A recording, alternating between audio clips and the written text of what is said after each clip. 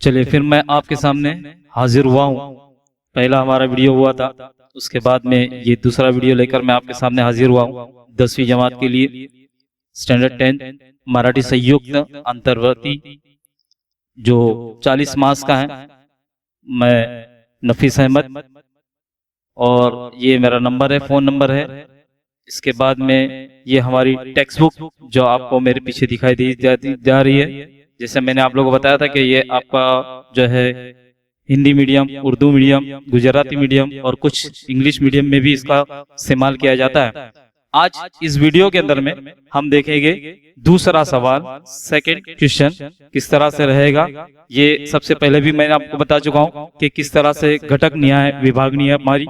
जैसे कि मैंने आपको बताया था गद्य विभाग जो है 12 मार्क्स का है। ये गद्य विभाग 12 मार्क्स का जो हमने पहले वीडियो बनाया था, जिसने नहीं देखा होगा वो फिर से पहला वीडियो देख लीजिए। उसके अंदर में आपको पता चलेगा कि गद्य विभाग के अंदर में पहला सवाल किस तरह से पूछा जाने वाला है।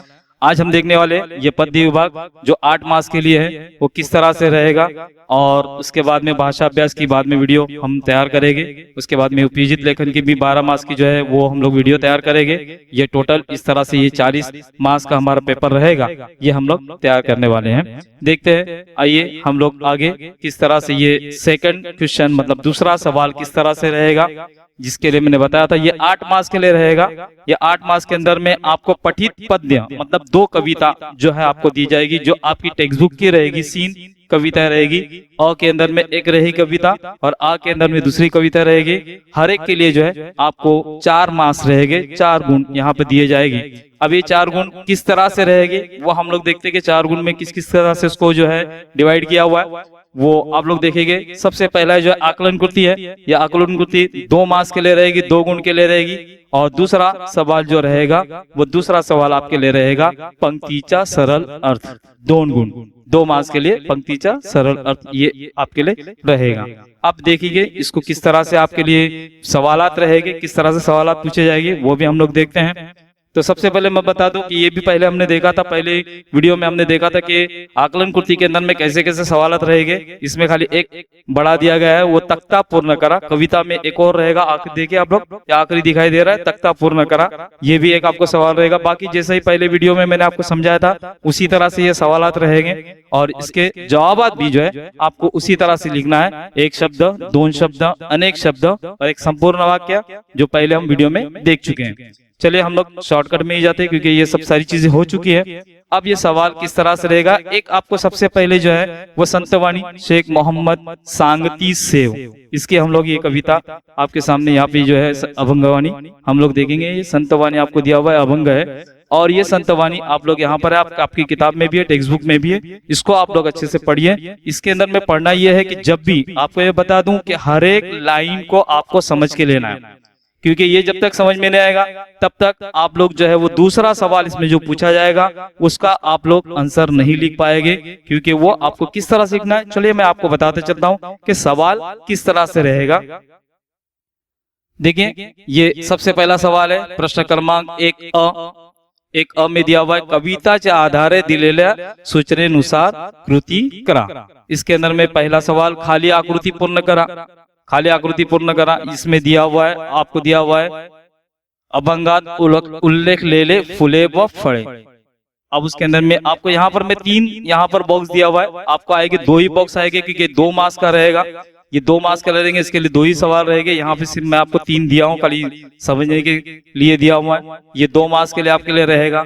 दूसरा सवाल आपके लिए रहेगा खालील ओळींचा सरळ अर्थ लिहा। खाली ओळींचा सरळ, खाली ओळी दिया हुआ है केतकीला काट्यांचे वेडे, भिंतरी निपजती केवडे, तैसे साधूचे शब्द गोड, परोपकाराची अंगी। ये दिया हुआ है आपके सामने, इसको जो है आपको सरल अर्थ लिखना है। चलिए हम लोग इसको जवाब भी देखते हुए चलते हैं। ये 2 मार्क्स के लिए रहेगा।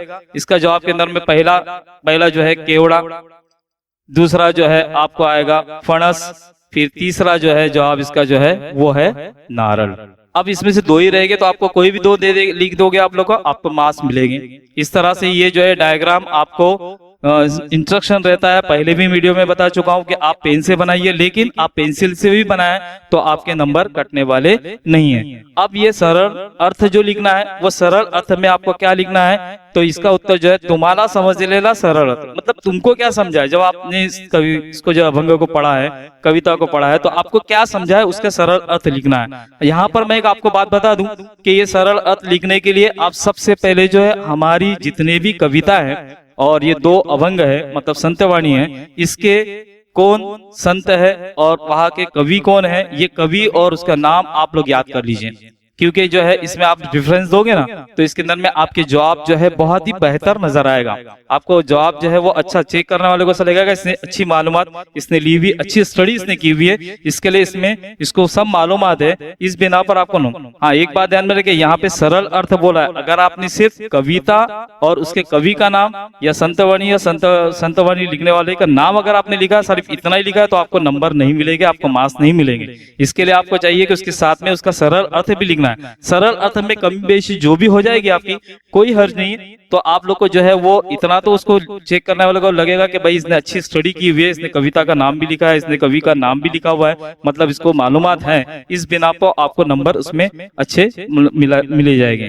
देखिए अब इसको हम लोग किस तरह से हम लोग लिखते हैं आगे, ये देखिए प्रेजेंटेशन मैंने आपको बताया यहाँ पर किस तरह से लिखना है कि पहले जो है सवाल नंबर 2 है ना, सवाल नंबर 2 के अंत में अ लिखा हुआ है। देखिए 2 कविता आने वाली, दोनों में सेम सवाल रहने वाले हैं। हमारे जो 2 पैसेज थे पहले सवाल के अंदर में थोड़े अलग अलग थे, यहाँ पर सेम रहने वाला है कि पहले में जो है आकलन कुर्ती 2 मार्क्स के लिए रहेगा और सरल अर्थ के लिए 2 मार्क्स, दोनों कविता के लिए इसी तरह से रहने वाला है। आपको उसकी तैयारी करना है कि देखिए आपको ये लिखकर मैंने यहाँ पर दिया हुआ है किस तरह से आप प्रेजेंटेशन भी इस तरह से लिखे, ऐसा लिखोगे आप लोग तो देखकर भी चेक करने वाले के लिए भी आसानी होती है। और उसके बाद में आ रहेगा, आ का भी जवाब इसी तरह से दूसरी कविता पे रहेगा, आपको लिखना है। ध्यान में रखिए सरल अर्थ लिखते वक्त आपको क्या समझा है वो लिखना है, सरल अर्थ लिखना है, यही सवालात आने वाले। देखिए आपको एक बात और बता दूं, अगर आपके पास में पुरानी डाइजेस्ट वगैरह है तो उसके अंदर में जो है आपको जो है वो इस तरह से सवाल नहीं है, आपकी टेक्स्ट बुक में भी ये सवाल नहीं है, सरल अर्थ वाला सवाल नहीं है। इसको ध्यान में रखिए कि सरल अर्थ का आपको मतलब लिखना है, इसको ध्यान में रखिए, ठीक है। इस तरह से आप लोग दीजिए। इंशाल्लाह नेक्स्ट वीडियो के अंदर में हम जो है आने वाली बहुत सारी वीडियो रहेंगी हमारी, जिसमें जो है अभी तीसरा सवाल भी आएगा, चौथा सवाल भी आएगा, इसके बाद में जो है कविता समझाकर भी दी जाएगी, कविता को अच्छी तरह से, क्योंकि ये सरल अर्थ लिखने में आपको आसानी होगी, अच्छे ढंग से आपको समझाया जाएगा ताकि आपको जो है वो लिखने के लिए आसानी हो। पैसेज भी आपको समझाया जाएगा, तो बहुत सारी वीडियो आने वाली है। दुआ कीजिए कि मेरा वीडियो बनाने का सिलसिला जारी रहे और मैं अच्छे से अच्छे वीडियो बनाता रहूं, इस तरह से आपकी मदद में करता रहूं। धन्यवाद, शुक्रिया, जज़ाकल्लाह, दुआ में याद रखिए। Thank you.